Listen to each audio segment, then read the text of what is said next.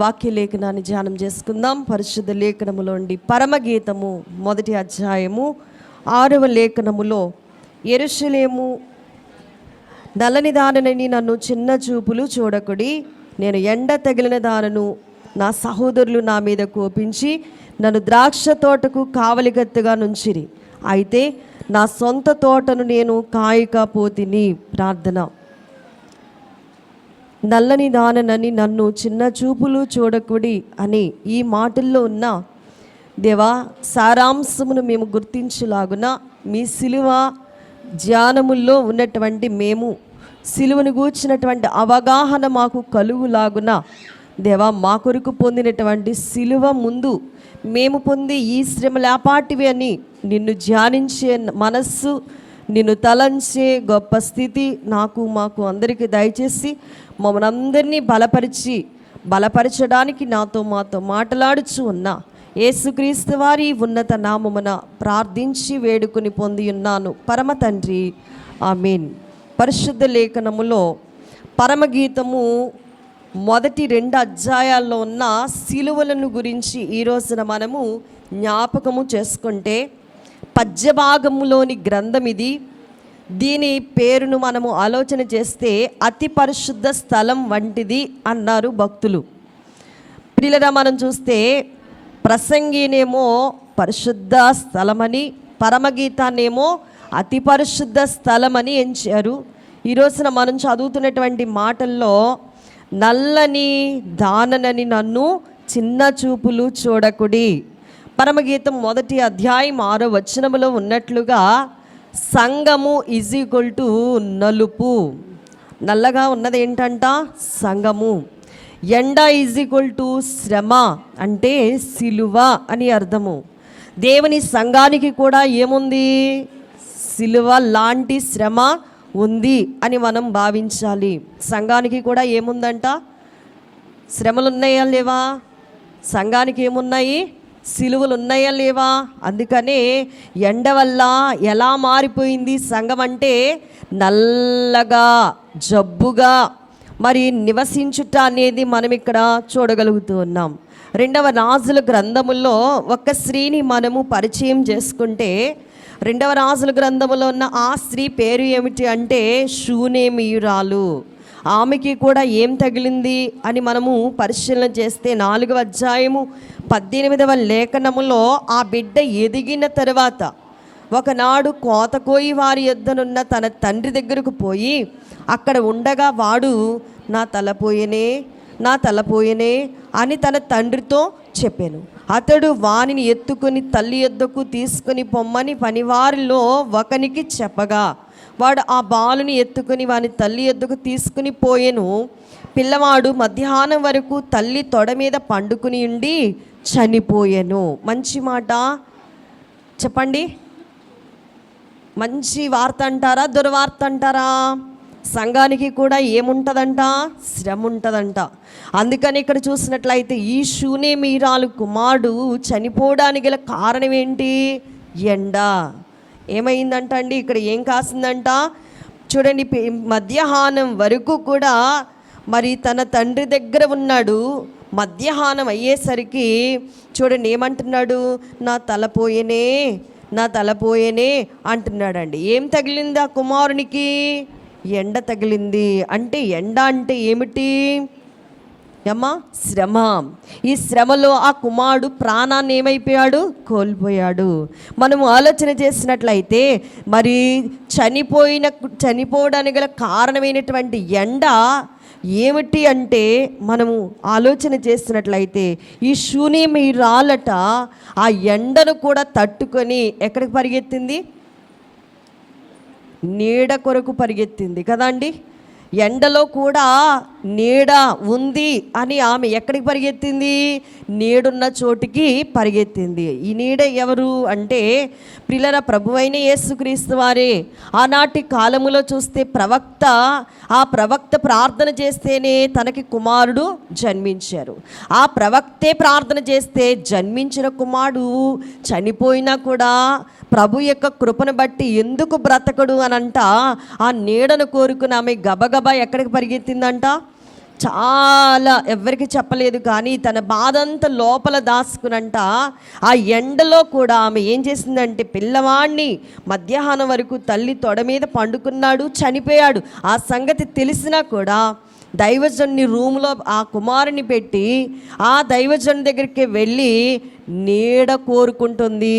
దైవజనుడా, నాకు బిడ్డనిమ్మని అడిగానా, నాకు ఎందుకు ఇచ్చావు, ఎందుకు ఇలా అయ్యింది అని అడిగేసరికి దైవజనుడు మరలా ప్రార్థన చేయగా ఎండ కాస్తంత చల్లారి ఏమైందంట, నీడ దొరికింది. ఈ రోజున సిలువ నీడకు వచ్చిన మనకి ఏం కలుగుతుందంట ఏమండి?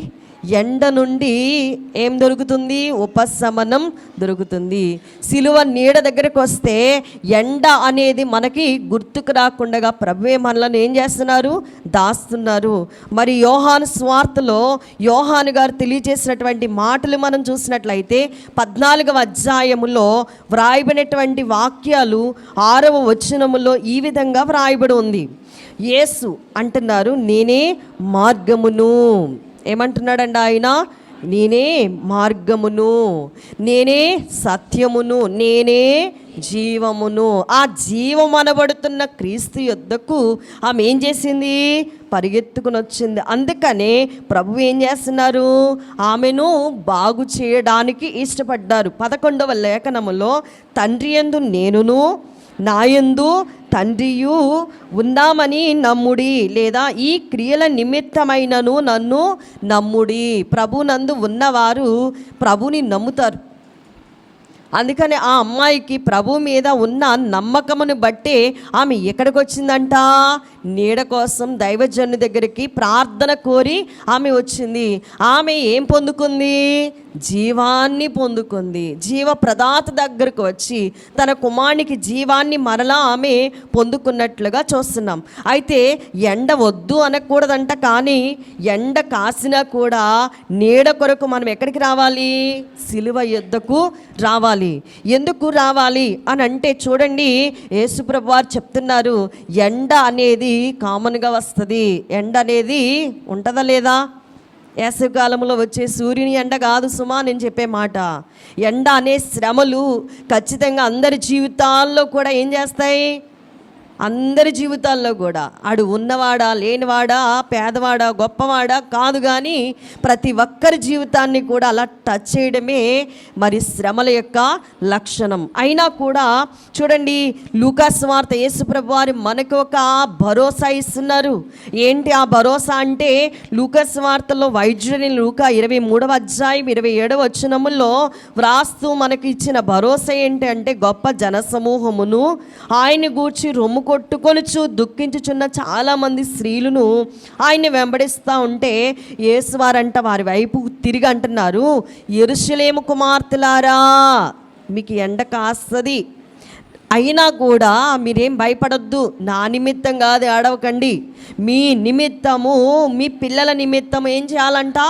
ఏడవండి. మీకు కూడా ఎండ కాసే దినాలు రాబోతా ఉన్నాయి. మీరు కూడా శ్రమల పాలు అవుతారు. అందుకని మీ కొరకు మీరేం చేయాలి? ఏడవండి. ఎక్కడికి వచ్చి ఏడవాలి? ఎక్కడికి వచ్చి ఏడవాలంటండి? ప్రభు దగ్గరికి వచ్చి మనం ఏం చేయాలి? మన మాటలన్నీ ప్రభుకి తెలియచేయాలి. ఎందుకు అంటే, ఇదిగో గొడ్రాండ్రును కనని గర్భములను పాలియని స్తనములను ధన్యములైనవని చెప్పు దినములు వచ్చుచున్నవి. అప్పుడు అంటారంట, మా మీద పడుడని పర్వతములతోనూ మమ్ము కప్పుడని కొండలతోనూ జనులు చెప్పసాగుదురు. పశ్చిమ్రానికే ఇలా చేశారంటే ఎండిన దానికి ఇంకేం చేయుదురో? ఏమంటున్నాడండి ఆయన? పశ్చిమ్రానికే ఇలాగు చేసిన ఎడల ఎండిన దానికేమి చేయుదురో అని చెప్తా ఉన్నారు. చూడండి ప్రియులారా, మనం చూసినట్లయితే పశ్చిమ్రాను = యేసుక్రీస్తు ప్రభుల వారు. ఎవరండి పశ్చిమ్రాను? యేసయ్యకే అలా చేశారంటే మనల్ని విడిచిపెడతారా లోకం? ఏమండి, యేసయ్యకే శ్రమలు వచ్చాయంటే ఆ శ్రమలు మనల్ని విడిచిపెడతాయా? అందుకనే కోరుకోవాల్సింది ఏంటి? శ్రమ ఉన్నా కూడా ఉపశమనం కలిగించే ప్రభు యొక్క భరోసా మనకు ఉంది. నేను ఎలా అయితే జయించానో నన్ను బట్టి మీరు కూడా ఏం చేయాలి? జయించాలి. శ్రమలో ఆయన పారిపోయాడా? చెప్పండి. సిలువేస్తూ ఉంటే అయ్య బాబు అని తట్టుకోలేక ఆయన ఏమైనా అటు ఇటు తిరిగాడా? ఏం చేయలేదు. చేతకాని వాడిలాగా ఉన్నాడా? లేదు. ఆయన ఏం చేశాడంట? నిలబడ్డాడు, నిరీక్షించాడు, ఎదురు చూశాడు. ప్రతిఫలం వచ్చే వరకు కూడా తన్ను తాను అప్పగించుకున్నటువంటి విధంగా మనం చూస్తున్నాము. పచ్చిమ రాను యేసు ప్రభు అయితే ఎండిన మ్రాను ఈజ్ ఈక్వల్ టు సంఘము, మానవులమైన మనమందరము. కనుక ప్రియులరా, మనం ఎండిపోకుండా ఉండాలి అంటేనంట నీరు అనే విశ్వాసాన్ని మనము కలిగి ఉండాలి. ఎండిపోకుండా ఉండజేసేది ఏంటి? నీరు కావాలి. నీరుంటే ఆ చెట్టు ఏం చేయదు? వాడిపోదు, ఎండిపోదు. అందుకనే కీర్తనకారులు ప్రారంభంలోని రాస్తారు ఏమని? నీటి కాలువల యోరను నాటబడిన చెట్టు ఎలా ఉంటుంది? పచ్చగా ఉంటుంది. కాబట్టి ప్రియులారా, నీరు అనే దేవుని వాక్యము చేత శ్రమ వచ్చినా కూడా వాక్యాన్ని చదువుతూ, శ్రమలో కూడా ప్రార్థన చేస్తూ, శ్రమలో కూడా ప్రభు వైపు చూస్తూ ఉంటేనంట అక్కడ మనకేముంటుంది? జయం ఉంటుంది. సిలువ వేసేసామని సంకలు కొట్టుకుంది సాతాను, కానీ జయం ఎవరికి వచ్చింది? ప్రభువుకి వచ్చింది. ప్రభుని బట్టి ఎవరికి వచ్చింది?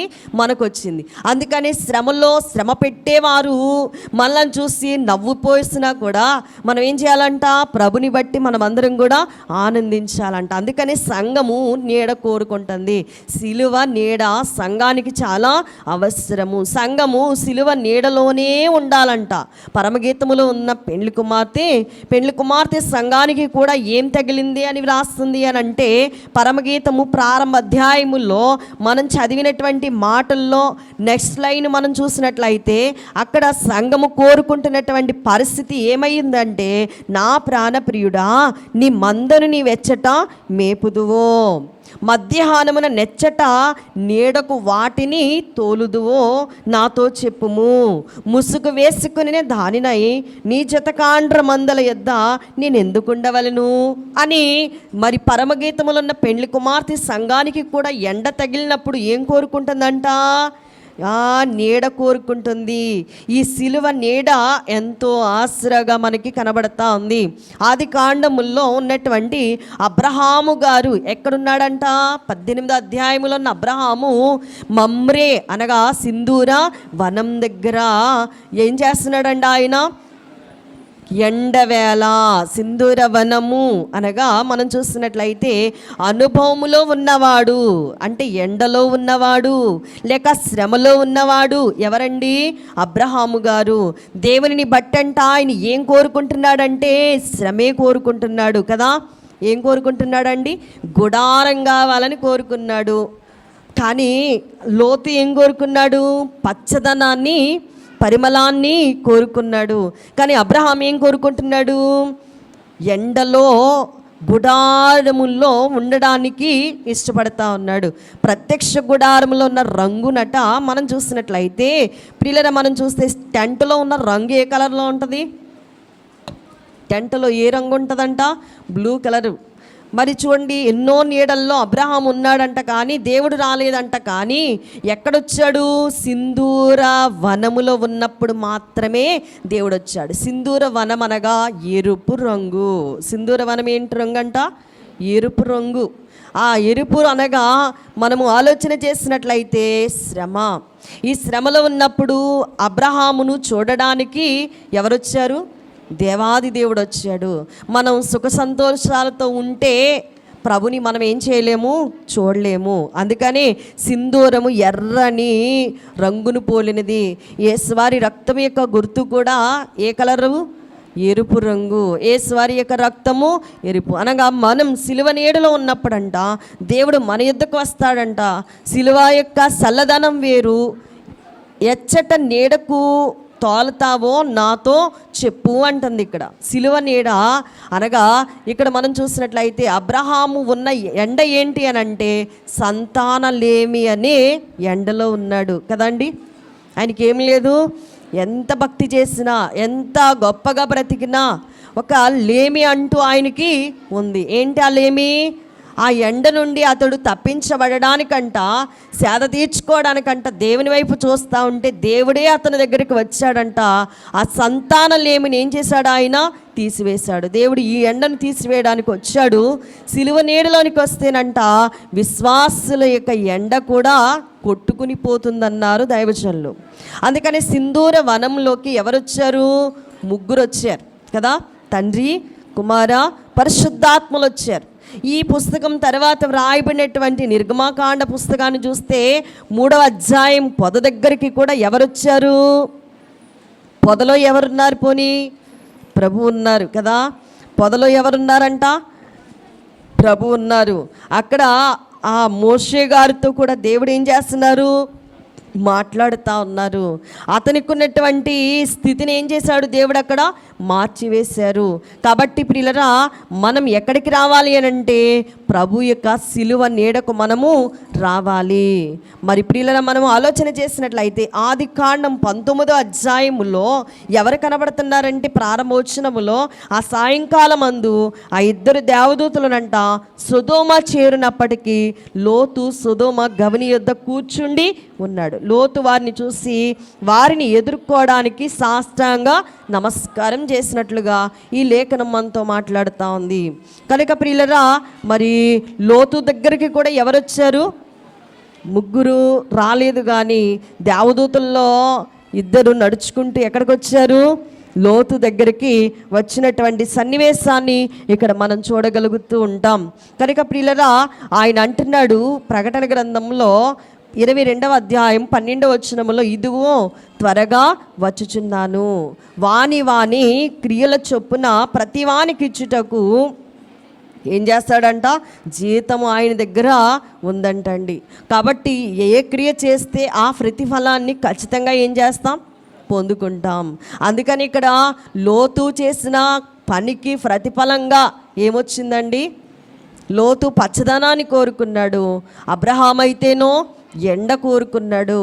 లోతుకి ఇవ్వవలసిన ట్రీట్మెంట్ దొరికింది, అబ్రహాముకు దొరకవలసినటువంటి ప్రతిఫలం కూడా రెండు దొరికాయి. అక్కడ మనం ఆలోచన చేసినట్లయితే అబ్రహాం ఏమో మంచి ప్రతిఫలాన్ని పొందుకున్నాడు, కానీ లోతు ఏం చేయలేకపోయాడు? దేవుని నుండి గొప్ప ప్రతిఫలాన్ని అనుభవించలేకపోయాడు. భార్య ఏమైపోయిందంటే ఉప్పు స్తంభముగా మారిపోయింది. పారిపోవడానికి చిన్న ఊరు ఉంది కదా, షోయారు దగ్గరికి, చిన్న గుహ దగ్గరికి తప్పించుకోవడానికి దేవా నాకు సహాయము దయచే అని ఆఖరిగా ప్రయత్నిస్తున్నాడు. కాబట్టి మనం ఎలా ఉండాలి అని అంటే, ఎండ తగిలిన వెంటనే ఎండ ఏం చేస్తుందండి? చురుక్కుమంటది కదా. ఎండ కాసి కాసి కాసి మనకి ఏం పుట్టిస్తుంది? నొప్పి పుట్టిస్తుంది. ఆ చురుక్కుమనగానే మనం ఎక్కడికి వచ్చేయాలంట? సిలువ నీడకు రావాలట. సిలువ నీడలో ఏముందంటే ఆసరా ఉంది. కాబట్టి ప్రియులారా, మనం ఎక్కడికి రావాలంటే సిలువ నీడలోనికి రావాలి. కనుక మనం ఆలోచన చేసినట్లయితే చూడండి ప్రియులారా, మోషే గారు కూడానంట మరి యూదుని యొక్క వస్త్రధారణ ఎలాంటిది అని అంటే, మరి మోషే గారి దగ్గరికి కూడా మరి ప్రభువారు ఏం చేశారు? వచ్చారు. ఆయన ఏం చేశాడంట? చెప్పులు ఏం చేశాడండి? చెప్పులు తీసేశాడు. తీసివేయమని చెప్పగానే ఏం చేశాడంట? మరి ప్రియులరా, తీసివేశాడు. కర్రను క్రింద పడేయంటే కర్ర క్రింద పడేశాడు. కర్ర నేలలో దిగింది. మరి చూడండి ప్రియులరా, అది ప్రాణం పోసుకుంది, చెట్టు అయ్యింది. ఆ చెట్టే యేసు సిలువ అని రాశారు దైవజనులు. చూడండి, ఇక్కడ పై బట్ట, కర్ర, చెప్పులు, తలపాగా, సంచి అనే 5 మాటలు చెప్తూ కర్రలు కొట్టుకుంటూ వస్తారంట. దేవుడు తెచ్చిన ఆ కర్ర ఏంటి అంటే సిలువ అన్నారు.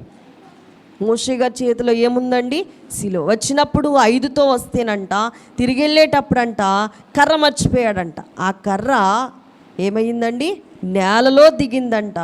అది ప్రాణం పోసుకొని చెట్టు అయ్యిందంట. ఆ చెట్టే యేసు సిలువ అని అన్నారు.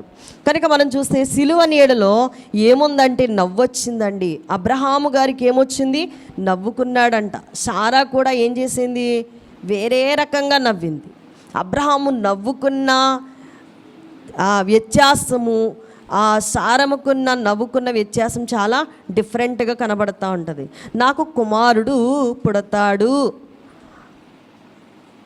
నాకు కుమారుడు పుడతాడు అని ఎవరు అనుకుంటున్నారు? అబ్రహాం అనుకుంటే నాకు కుమారుడు పుడతాడా అని ఏం చేస్తుంది? రెండింటికి ఏముందండి? తేడా ఉంది. కనుక ఇద్దరు నవ్వితే ఆ ఇద్దరి యొక్క నవ్వుకి నవ్వనే కుమారుడు బయటికి వచ్చారు. ఇస్సాక్ అనగా అర్థము నవ్వు. పరమగీతములో మనం చూస్తాం ప్రియులరా, మనం చూస్తే పరమగీతము 4వ అధ్యాయము 6వ లేఖనములో మరి ఒక మాట పఠిస్తే, నీ ఎండ చల్లారి నీడలు జరిగిపోవు వరకు గోపరస పర్వతములకు సాంబ్రాణి పర్వతములకు నేను వెళ్ళుదును. ఎండ చల్లారి నీడలు జరిగిపోవు వరకు ఎక్కడికంట?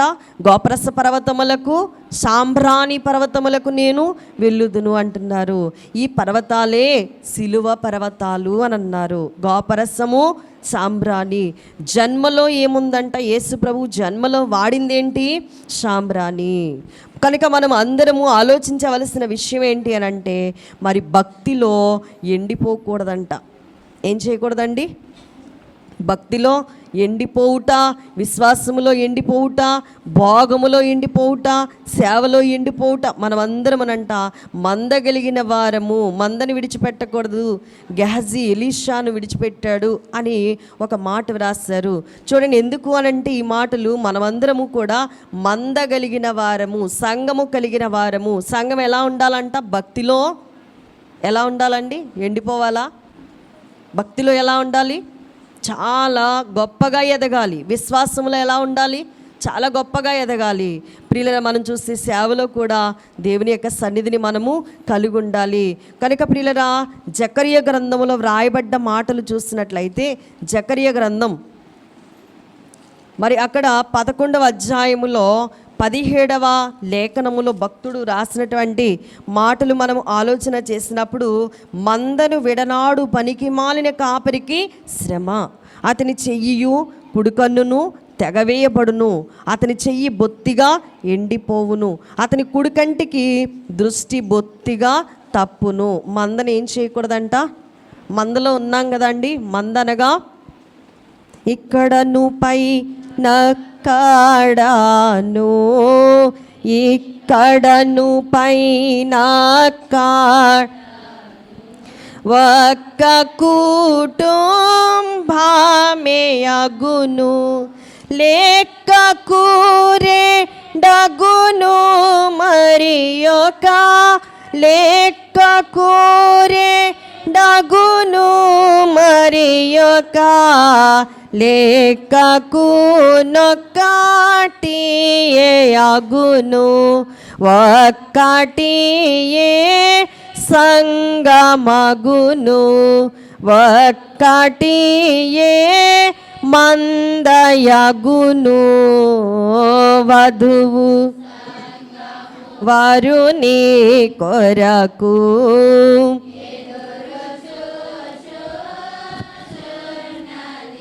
ఇక్కడ ఆలోచన చేసినట్లయితే ప్రియులరా, పరమగీతంలో మనం చదివిన మాట, ఎండ చల్లారి నీడలు జరిగిపో వరకు ఎక్కడికి వెళ్తాననుకుంటుందండి? గోపరస పర్వతములకు సాంబ్రాణి పర్వతములకు వెళ్ళుదును. కనుక ప్రియులరా, మనము ఈ పర్వతాలు అనగా సిలువ పర్వతాల దగ్గరికి రావాలంట. మనమందరము కూడా ఏం కలిగిన వారం అంటున్నాడు జకర్యాలో? మందను కలిగిన వారము. మనందరికీ ఏముంది? సంఘం ఉంది కదా. మనందరము సంఘములో ఉన్నాము, ఒకే తండ్రి బిడ్డలముగా జీవించున్నాము. కనుక మనము ఒకరినొకరు ఏం చేయకూడదంట? విడనాడకూడదంట. విడనాడు కాపరికి శ్రమ. సంఘాన్ని కాపరి విడిచిపెట్టకూడదు, కాపరిని సంఘం కూడా విడిచిపెట్టు. అతని చెయ్యి ఏమైపోద్దంట అమ్మా? అతని చెయ్యి కుడికన్నును తెగవేయబడును. మందని విడిచిపెడితే తెగవేయబడతాం. అతని చెయ్యి బొత్తిగా ఎండిపోతుంది, కుడికంటికి దృష్టి బొత్తిగా తప్పిపోతుంది. కాబట్టి సంఘమును మనం ఎప్పుడు కూడా ఏం చేయకూడదంట? విడిచిపెట్టకూడదు. అందుకని పదే పదే అనేవారంట దైవజనులు. దాదసాయి గారు ఆ కాలంలో ఉన్న ఒక ఆయనతో దైవజనులు అన్నారంట, అబ్బాయి నువ్వు వెళ్ళేది రంగం, నీకు కలిగేది భంగం. ఎందుకంటే నీవు విడిచేది సంఘాన్ని విడిచిపెట్టి రంగం వెళ్తే నీకు కలిగేది భంగం అన్నారంట. కాబట్టి మనం దేన్ని విడిచిపెట్టకూడదు? ఎన్నో కలహాలు వస్తాయి, ఎన్నో ఇబ్బందులు వస్తాయి, ఎన్నో అవమానాలు వస్తాయి. మరి కనుక్కున్న తర్వాత బిడ్డల్లో కూడా చాలా కలహాలు ఉంటాయి. అయినంత మాత్రాన కుటుంబాన్ని విడిచిపెట్టి వెళ్ళిపోయారనుకోండి, ఎవరు నష్టపోతారు? విడిచిపెట్టిపోయిన వారే నష్టపోతారు. కనుక ప్రియులరా, కుటుంబం ఎప్పుడు కుటుంబంగానే ఉంటుంది. వెళ్ళిపోయిన వాడు ఎప్పటికీ కూడా మరలా కలవడానికి చాలా కష్టతరంగా ఉంటుంది. కాబట్టి సంఘాన్ని మనం ఏం చేయకూడదంట? విడిచిపెట్టకూడదంట. కాబట్టి ప్రియులరా, మనం చూసినట్లయితే ఒకవేళ విడిచిపెడితే భక్తిలో ఏమైపోతాం? ఎండిపోతాం. విశ్వాసంలో ఏమైపోతాం? ఎండిపోతాం. కాబట్టి మనకి కావలసింది ఏంటి? నీడ కావాలి. ఎండ చల్లారి నీడలు జరిగిపోవు వరకు మనం ఎక్కడికి రావాలంట? గోపరస పర్వతానికి, సామ్రాణి పర్వతానికి, అనగా ప్రభు దగ్గరకు మనము రావాలి. సిలువ మరి హిజ్కియా గారికి కూడా నీడ దొరికింది. ఎక్కడ? ఆయనతో యెషయా ప్రవక్తను పంపించి దేవుడేమన్నారు చెప్పండి? నువ్వు మరణమైపోతావు, ఇక బ్రతకవు అనంటే అతడు కూడా ఏం కోరుకున్నాడు? సిలువ నీడ కోరుకున్నాడు. ప్రభువా, నన్నొక్కసారి జ్ఞాపకం చేసుకో, నా జీవితంలో నీ సన్నిధిలో నేను ఎంత యథార్థంగా ప్రవర్తించానో. ఒక రాజు అండి కన్నీరు కారుస్తూ ఉన్నాడు. దేశాన్ని పరిపాలన చేస్తున్న ఈ రాజు కన్నీటికి ఎంత గొప్ప ఆసరా వచ్చింది చెప్పండి. సిలువ నీడ ఎంతగా ఆయన్ని మరి తాకిందో చూడండి. 15 సంవత్సరాలు ఆయుష్యము దేవుడు అతనికి ఇచ్చాడు. అందుకని చూడండి ప్రియులరా, మహోన్నతిని చాటుని నివసించువాడే సర్వశక్తుని నీడను విశ్రమించువాడు. ఏ నీడ అంటండి? సర్వశక్తిని నీడ. ఈ సర్వశక్తిని యొక్క నీడలోనికి రావాలంట. అందుకని ఈమంటుంది చూడండి ప్రియులరా, ముసుగు వేసుకొనిన దానై. ముసుగు, దైవజనులు అన్నారు, ముసుగు విసుగు స్త్రీలలో మని వంటి దానా, నారీమణి సుందరి, ఎండలో ఉన్న సంఘానికంట సిలువ నీడ వంటిది, ఆదరణ వంటిది. మరి ప్రియులరా, మనం చూస్తున్నట్లయితే ఆమె ఏం చేస్తుందంట? ముసుగులో విసుగుదల వచ్చింది. అందుకనే ఆ విసుక్కుంటూ మరి ఇప్పుడు తెలుసుకొని ఎక్కడికి వచ్చింది? మరలా ప్రభువా నేను ఎందుకు ఉండాలి అని ఎక్కడికి వచ్చిందండి? మరలా మందల యొద్ద నేను ఎందుకు ఉండాలి? నీవెక్కడ తోలుతావో, మందని ఎక్కడికి నడిపిస్తావో, ఎక్కడ మరి ఎండ తీరి నీ ఎక్కడ చక్కని చల్లదనం ఉంటుందో అక్కడికి నన్ను నడిపించు అన్నట్లుగా మాట్లాడుతూ ఉంది. చూడని పిల్లరా, మనం చూసినట్లయితే సమరయ స్త్రీ కూడా మిట్ట మధ్యాహ్నం వచ్చింది. ఊరంతా కూడా మార్పు చెందింది. ఆమె ఎండలో వచ్చింది. తనకున్న ఎండను బట్టి ఆమె దేవుని యొక్క వర్తమానముని వింది. సిలువ నీడను ఆమె తాకింది కాబట్టి ఆమె మాత్రమే కాక ఊరంతటికి కూడా సిలువనాథుని యొక్క తాకిడి దొరికింది. భోజనం చేస్తున్నప్పుడంట మరి కాళ్ళ దగ్గరకు వచ్చింది. చూడండి ప్రియులరా, మనం చూస్తున్నట్లయితే ఆ స్త్రీ కూడా ఏం పొందుకుంది? నీడను పొందుకుంది. ఇంకా మనం చూస్తున్నట్లయితే మరి ప్రియులరా, పరమగీతముల్లో ప్రారంభ అధ్యాయముల్లోనే మనము పరిశీలన చేసినప్పుడు ప్రారంభ అధ్యాయం 8వ వచనములో నారీమణి సుందరి అది నీకు తెలియకపోయేనా? ఎవరికి తెలుసు? ఎవరికి తెలుసు అండి? ప్రభువు యొక్క స్థితి అంతా కూడా ఎవరికి తెలుసు? సంఘానికి తెలుసు. అందుకని నారీమణి సుందరి అది నీకు తెలియకపోయేనా? ఎప్పుడు తెలియదు చెప్పండి? సన్నిధి అనుభవం లేనప్పుడు ఆయన ఏం చేస్తాడో ఎవరికి తెలియదు. సన్నిధి అనుభవం ఉన్నప్పుడు ఆయన ఏం చేస్తాడో, మన విషయంలో ఏమి సంకల్పించాడో ముందుగానే ఆయన ఏం చేస్తాడు? విశదపరుస్తాడు. అందుకని ప్రియులరా, మనం చూసినట్లయితే మందలను గురించి బైబిల్ గ్రంథములో వ్రాయబడినటువంటి మాటలు ఎన్నో కనబడతా ఉంటాయి. అబ్రహాము యొక్క మంద, మోషే మంద, దావీదు గారికి ఉన్న మంద, అడుగు జాడలంట. మరి చూడని ప్రియులరా, మరి ఆయన యొక్క అడుగు జాడల్లో మనమందరం కూడా నడవాలి అని తెలియజేస్తూ ఉన్నారు. ప్రభు యొక్క అడుగు జాడల్లోనే మనం ఏం చేయాలంట? నడుచుకోవాలంట. మంద ఎప్పుడు కూడా ప్రభుని వెంబడిస్తూ ఉండాలంట. నా గొర్రెలు నా స్వరము వింటాయి, అవెన్నడూ కూడా నన్ను విడిచిపెట్టవు అని అంటున్నాడు ఆయన. దావీదు పట్టుకుంది కూడా ఏం పట్టుకున్నాడు చెప్పండి? సిలువనే, కర్రనే పట్టుకున్నాడు. సిలువలో ఉంటేనే విలువ ఉంది అని అన్నారు దైవజనులు దేవదసాయి గారు. సిలువ విలువ ధ్యానకలం అనే పుస్తకంలోనంట ఆయన సిలువ చరిత్ర 4 మాటల్లో చెప్పారు. ఎన్ని మాటల్లోనండి? 4 మాటల్లో దైవజనులు చక్కగా వ్రాస్తారు. సిలువ చరిత్ర అంతా ఇమిడి ఉన్నది అందులో. ఏంటి అంటే, 1 సిలువ నీడ. ఏంటి చెప్పండి? సిలువ నీడ. సిలువ. 2వది సిలువ సమీపము. 3వది సిలువ మీద ఉండుట. 4వది సిలువ మీద జయము. శ్రమలంట బహుదూరములో ఉన్నప్పుడే ఆయన శ్రమల యొక్క నీడను మనం గుర్తించాలట అండి. అందుకని 1 సిలువ నీడ అనగా, సిలువ యొక్క నీడ అనగా ఏంటి అని అంటే, చూడండి ప్రియులరా, మరి ప్రభువారు ఎక్కడున్నారంట? పిలుపుదైన కైసరయలో ప్రభు ఉన్నారు. ఇది యెరూషలేముకి ఎక్కడుందంటే ఉత్తరమున ఉండెను. అక్కడ ఉన్నప్పుడు అంట ప్రభు తాను పొందబోయే శ్రమలను గురించి ప్రవచిస్తూ ఉన్నాడు. ఆయన తిరుగు ప్రయాణములో శిష్యుల కట్ట మరి తన శ్రమలను గురించి ఏం చేశాడు? ఈ 40 రోజులు మనం ధ్యానిస్తున్నాం. ముందుగానే శ్రమలను గురించి తెలియచేశారు. వాటిని గూర్చి వారిని అడుగుతూ ఉన్నారు. తర్వాత పాఠంలో వాటి వివరాన్ని కూడా ఆయన చెప్పనై ఉన్నాడు. 2వది సిలువ సమీపము, లేక సిలువ ద్వారా సమీపస్తులము. పాపి అయిన మానవుడంట దేవునికి విరోధంగా దూరంగా జీవిస్తూ ఉన్నాడు. ఏంటి అందుకు దూరంగా జీవించడానికి గల కారణం ఏంటంటే పాపం. చూడండి, ఆదాము పాపం చేయనంతసేపు దేవునికి చాలా సమీపంగా ఉన్నాడు. పాపం ఏం చేసింది? దేవునికి దూరం చేసింది. ప్రభు అడుగుతా ఉన్నాడు, ఆదామా అని పిలిచినప్పుడు ఏం చేశాడంట? చెట్టు చాటుకి వెళ్ళి దూరాన్ని పెంచుకున్నాడు. ప్రభువా తప్పైపోయింది అని ఆనాడు ఒప్పుకుంటే మరి ఈ యొక్క శిక్ష అనేది వచ్చేది కాదు. ఇంకా కయ్యను తమ్ముణ్ణి హత్య చేసినప్పుడు కూడా పాపం చేశాడు. అప్పుడు కూడా ప్రభు వచ్చి అడుగుతూ ఉంటారు. మరి కయ్యను కూడా ఎలాంటి సమాధానం చెప్పాడు?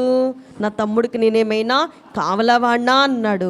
లేకుంటే అక్కడ కూడా అతనికి శిక్ష విధింపబడేది కాదు అని అన్నారు. కనుక మనం చూసినట్లయితే మరి ఇర్మియా గ్రంథాన్ని మనము ఆలోచన చేసినప్పుడు 3వ అధ్యాయములో 25వ లేఖనములో వ్రాయబడినటువంటి మాటల ప్రకారము చూసినట్లయితే ఇర్మియా ఈ విధంగా ప్రార్థన చేస్తూ ఉన్నాడు. 3వ అధ్యాయం 25వ వచనములో, సిగ్గునొందిన వారమై సాగిలపడుదుము రండి, మనము కనబడకుండా అవమానము మనలను మరుగు చేయును గాక. మన దేవుడైన యెహోవా మాట వినక మనమును మన పితరులను మన బాల్యము నుండి నేటి వరకు మన దేవుడైన యెహోవాకు విరోధముగా పాపము చేసిన వారము. ఏమంటున్నాడండి ఇర్మియా గారు అంటే, మన దేవుడిని యెహోవా మాట మనము వినక మనమందరము మన పితరులాగా బాల్యము నుండి ఏం చేస్తున్నాము? దేవునికి విరోధముగా పాపము చేస్తూనే ఉన్నాము. ఆ పాపం మనల్ని ఏం చేస్తుంది చెప్పండి? దేవునికి దూరం అయిపోయేటట్టుగా చేస్తుంది. అందుకని ఇప్పుడు సిలువ ఏం చేసింది? మనలను సమీపముగా తీసుకుని వచ్చింది. సిలువే లేకపోతే ఏమండి ప్రభు దగ్గరికి వస్తామా మనము? ఆయన సిలువలో మన కొరకు చనిపోకపోతే ఇలా మనం ప్రభుకి సమీపమై ఉండే వాళ్ళమా? లేదు. కాబట్టి ప్రియుల యెషయా గ్రంథకర్త 65వ అధ్యాయంలో మాట్లాడుతూ 2వ లేఖనములో మరి ఆయన రాసినటువంటి మాట, తమ ఆలోచనలను అనుసరించి చెడు మార్గమున నడుచుకొనుచు లోబడనల్లని ప్రజల వైపు దినమంతయు నా చేతులు చాపుచున్నాను. దినమంతా కూడా ఎవరి కొరకు చాపుతున్నాడంట? లోబడనొల్లని ప్రజల వైపు. ఎవరి వైపు అండి? లోబడనొల్లని మనందరి వైపు కూడా దినమంతా కూడా ఆయన తన చేతులు చాపుతూనే ఉన్నారు. ఇప్పుడు సిలువ దూరమైన వ్యక్తిని ఏం చేస్తుందంటండి? సమీపముగా తీసుకుని వస్తుంది. ఆయన చేతులు చాపి ప్రతి ఒక్కరిని కూడా పిలుస్తూ ఉన్నాడు. ఎఫెసీ పత్రికలో కూడా మనం ఆలోచన చేసినట్లయితే ఎఫెసీలకు రాసినటువంటి పత్రిక భాగములో 2వ అధ్యాయములో మాట్లాడినటువంటి మాటలు కూడా మనము పరిశీలన చేస్తే అక్కడ గ్రంథకర్త 14వ లేఖనములో ఈ విధంగా వ్రాస్తారు. 14 నుండి మనము ఆలోచన చేసినట్లయితే, ఆయన మన సమాధానమై ఉండి మీకును మాకును ఉండిన ద్వేషమును అనగా విధిరూపకమైన ఆజ్ఞలు గల ధర్మశాస్త్రమును తన శరీరం అందు కొట్టివేట చేత మధ్య గోడను పడగొట్టి మన ఉభయులను ఏకము చేశాను. ఇట్లు సంధి చేయుచు ఈ ఇద్దరిని తన యందు ఒక్క నూతన పురుషునిగా సృష్టించి తన శిలువ వలన ఆ ద్వేషమును సంహరించి దాని ద్వారా వీరిద్దరిని ఏక శరీరముగా చేసి దేవునితో సమాధాన పరచవలనని ఇలాగూ చేసేను గనుక ఆయనయే మనకు సమాధాన కారకుడై ఉన్నాడు. ఏం చేశాడండి? శిలువ ద్వారా దూరమైన మనలందరినీ కూడా శిలువ ద్వారా సమీపముగా తీసుకుని వచ్చారు. ద్వేషభావం అంతా కూడా శిలువను బట్టి ఏం చేయబడిందంట? కొట్టివేయబడింది. ఇప్పుడు ద్వేషించుకుంటున్నావంటే ఇంకా నీకు శిలువ అర్థం కాలేదని అర్థం. ద్వేషభావం మనలో లేకుండా చేయడానికి మన కొరకు ఆయన ఏం చేశాడు? అన్ని అవమానములను భరించారు, అంత శ్రమను వహించారు. ఇప్పుడు చూడండి, దేవునికి సమీపస్తులగుట ద్వారా మనలో ఏం ఏర్పడుతుంది అని అంటే దైవ సాన్నిధ్య ప్రవేశం మనకి కలుగుతుంది అంటున్నాడు. ఏం కలుగుతుందంట? రోమా పత్రికను చూసినట్లయితే 5వ అధ్యాయములో 2వ లేఖనములో, మరియు ఆయన ద్వారా మనము విశ్వాసం వలన ఈ కృపయందు ప్రవేశము గలవారమై అందులో నిలిచియుండి దేవుని మహిమను గూర్చిన నిరీక్షణను బట్టి అతిశయపడుచున్నాము. ఏ కృప ద్వారా ప్రవేశించున్నామండి? ఆయన ద్వారా మనము విశ్వాసం వలన, ప్రభు కృప వలన అందులో మనము ప్రవేశించి నిలిచి ఉండి దేవుని మహిమను గూర్చిన నిరీక్షణను బట్టి ఇప్పుడు మనం ఏం చేస్తున్నాం? అతిశయపడుతూ ఉన్నాం. కాబట్టి దేవునితో సమాధాన పడునంత వరకు కూడా దేవుడు ఎంతో మనకి సహాయం చేస్తున్నారు. ఆయనతో సమాధాన పడనంత వరకు కూడా దైవ సన్నిధి ప్రవేశం మనకి లేదు అని అన్నారు. ఆయనతో మనం ఏమవ్వాలంట? సమాధాన పడాలి. అనేకులు సమాధాన పడకుండానే ఆరాధనలు చేసేస్తూ ఉంటారు. ఆయనతో మనం ఏం చేయాలండి? సమాధాన పడాలి. ఆయన ఏదంటే దానికి మనం ఏం చేయాలి? శిరస వంచాలి.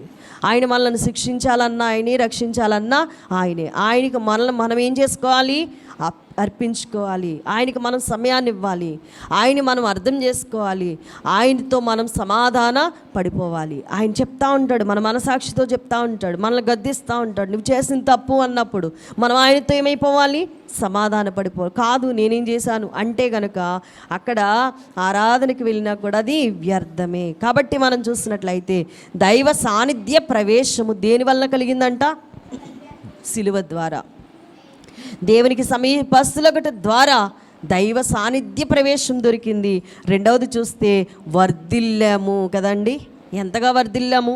ప్రతి వ్యక్తి కూడా వర్ధిల్లాలని కోరుకుంటూ ఉంటాడు. వర్ధిల్లడానికి రహస్యము ఆయనతో సహవాసము. యోసేపు అంతకంతకు ఏం చేశాడంట?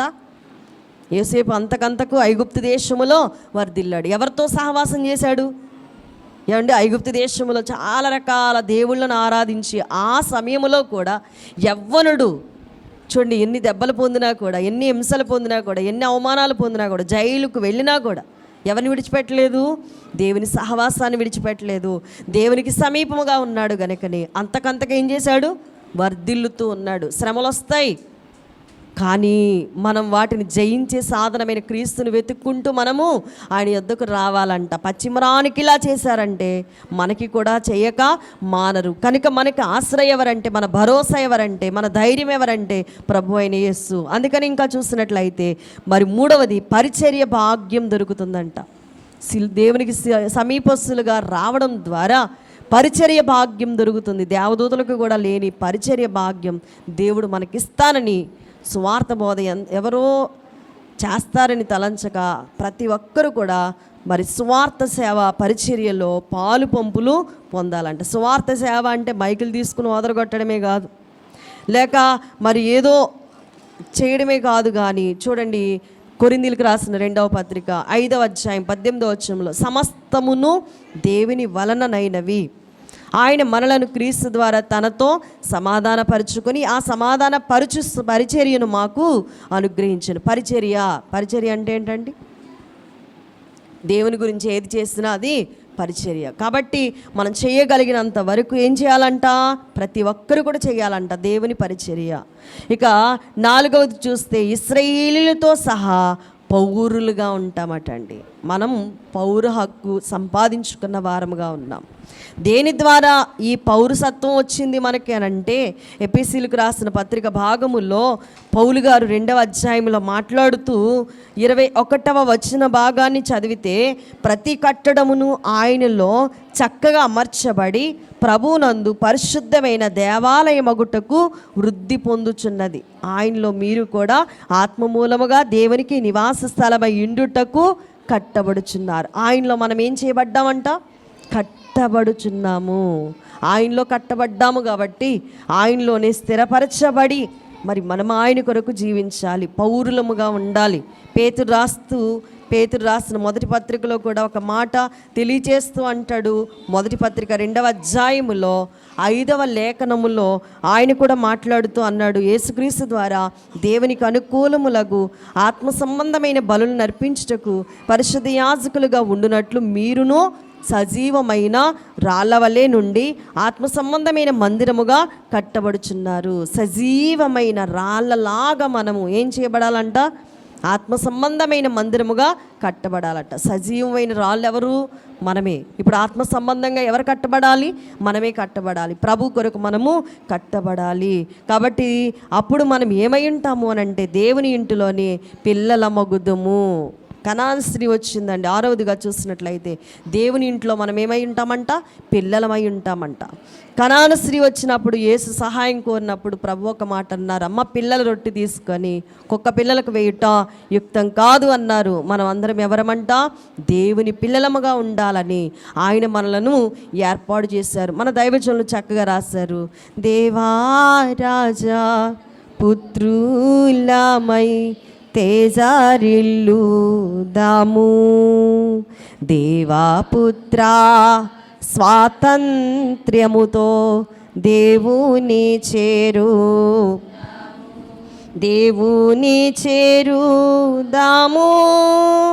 దేవుని చేరుదాము, దేవారాజా పుత్రులమై. కనుక ప్రియులరా, దేవరాజ్య పుత్రులము, పౌరులము, దేవుని ఇంటిలో మనము పిల్లలము. కాబట్టి మన గురించి ఆయన అంటున్నాడు, పిల్లల రొట్టె తీసుకొని కుక్క పిల్లలకు వేయటం యుక్తం కాదు అంటున్నాడు. అంటే మనకి ఎంతగా ఆయన మరి మన కొరకు ఎన్ని దాసి ఉంచాడో చూడండి, మనల్ని ఎంత ప్రేమిస్తున్నాడో చూడండి. ఇంకా మనం చూసినట్లయితే మరి 7వదిగా సంతోషం ఉందంట. దేవునికి సమీపస్తులగడం ద్వారా ఏముంటుందంట? సంతోషం. లోకల్ ఎక్కడ తిరిగినా కూడా ఏం లేదండి, సంతోషం అనేది లేదు. ఒక ఆయన అంటాడు, సంతోషం ఎక్కడ దొరుకునని జగమంతా తిరిగాను, యుగమంతా తిరిగాను, ఎక్కడా లేదు, ఎక్కడ కనుగొన్నాను? నీలోనే ప్రభు అంటున్నాడు భక్తుడు. నిజంగానే ఎక్కడుంది సంతోషం అండి? మనం కూడా పాటలు పాడుతాం, చెప్పనా సఖ్యమైన సంతోషం ఎవరిలో ఉంది? దేవునిలోనే. ఆయన్ని పొందుకున్న మనలో సంతోషమును ఆయన ఉంచారు. ఇక 3వది చూస్తే సిలువ మీద ఉండుట. ఎక్కడ ఉండుట అంట? సిలువ మీద. ఇది భయంకరమైంది. ఇది శ్రమలను తలంచుకునే కాలం కాదు, అనుభవించే కాలం కాదు. సంతోషముతో క్రీస్తు వాటన్నింటినీ అనుభవించేశారు. మనం కూడా అట్లే ఏం చేయాలంట? అనుభవించాలంట. శ్రమ వచ్చేటప్పుడు అయ్య బాబోయ్ అనకూడదు, కానీ శ్రమలో కూడా సిలువ నీడను మనం సమీపిస్తే, సిలువ మీద ఉన్నా కూడా మనం ఎలా ఉంటామండి? శ్రమలో ఉన్నా కూడా ఎలా ఉంటాం? ఎన్నోసార్లు చెప్పుకుంటాం, శద్రకు మేషకు అబేద్నెగో ఎక్కడున్నారు? వాళ్ళు సిలువలో ఉన్నారు. అయినా కూడా వాళ్ళు ఏమంటున్నారు? పర్వాలేదు అంటున్నారు. దానియేలు కూడా సిలువలో ఉన్నాడు, అయినా ఏమంటున్నాడు? పర్వాలేదు అంటున్నాడు. అపోస్తులైన పౌలు కూడా, శీలలు కూడా సిలువల్లో ఉన్నారు, శ్రమల్లో ఉన్నారు. అయినా కూడా వారి నోటంట ఏం పాడుతున్నారండి? చక్కని పాటలు పాడుతూ ఉన్నారు. కాబట్టి ప్రియులరా, ఆ 4వది చూస్తే సిలువ మీద ఏం కలుగుతుందంటే జయము. చూడండి ప్రియులరా, సిలువ నీడకొస్తే, సిలువ సమీపానికి వస్తే, కేవలం సిలువను అనగా సిలువ వేయబడుటకు ప్రభు అనుభవించినందున పునరుత్థాన మహిమను పొందారంట, ఎత్తబడ్డారంట. అలాగే సంఘం కూడా సంతోషముతో మన సిలువను మనం ఎత్తుకుని భరిస్తేనంట మనం కూడా మహిమను పొందుతాం, మనం కూడా ఎత్తబడతాం. ఎత్తబడే వారందరూ సిలువ యొక్క నీడను, సిలువ యొక్క సమీపమును, మరి కేవలం సిలువను అనుభవించడానికి వెనుక తీయకూడదు అని అన్నారు. క్రీస్తు వారి యొక్క మహిమలో పాలు కోరితేనంట శ్రమల్లో కూడా ఏం పొందుకోవాలి? పాలు కోరుకోవాలి కదా. ఒకానొక దినమందు పేతురు గారితో కదా ప్రభు అంటారు, నేను ఇప్పుడు నిన్ను కడగకపోతే నాతో నీకు పాలు లేదు. ఏ పాలు కోరుకోవాలి ఇప్పుడు మనం? శ్రమలో కూడా పాలి భాగస్థులమై ఉండాలి. క్రీస్తు వారి యొక్క శ్రమలలో మనం కూడా మన వంతు బాధ్యతను పాలు పంపులు పొందుకుంటే సిలువనాథుడైన క్రీస్తు యొక్క మహిమను పొందుకుంటాం. అట్టి సిలువ నీడకు వచ్చినటువంటి మనకి దేవుని యొక్క మహిమను పొందుకొని ఆయనతో ఎత్తబడే భాగ్యము దేవాది దేవుడు అనుగ్రహించును గాక. ఆమె మెగారుడుగా మా మధ్యకొచ్చి కొద్ది నిమిషములు దీనురాలైన నన్ను నిలవబెట్టి మాట్లాడి దేవా అందించిన ఈ మాటలను బట్టి స్తోత్ర. ఈ మాటలన్నీ మా హృదయాల్లో తలపోసుకుంటూ భద్రం చేసుకుంటూ సిలువ నీడలోనికి వచ్చిన మేము దేవా ఇదిగో భయపడకుండగా దాగకుండగా ఎల్లప్పుడూ నీకు సమీపముగా నీ సన్నిధిలో మిగులు ఆనందముతో ఎన్ని శ్రమలున్నా ఎన్ని అపజయాలున్నా నీ వైపు చూస్తూ నాయన జయం పొందే ధన్యత నాకు మాకు అందరికి దయచేయమని సిలువనాథుడైన యేసుక్రీస్తు వారి నామమున ప్రార్థించి వేడుకుని పొంది ఉన్నాను పరమ తండ్రి. ఆమేన్. మీ అందరికీ మరణాత.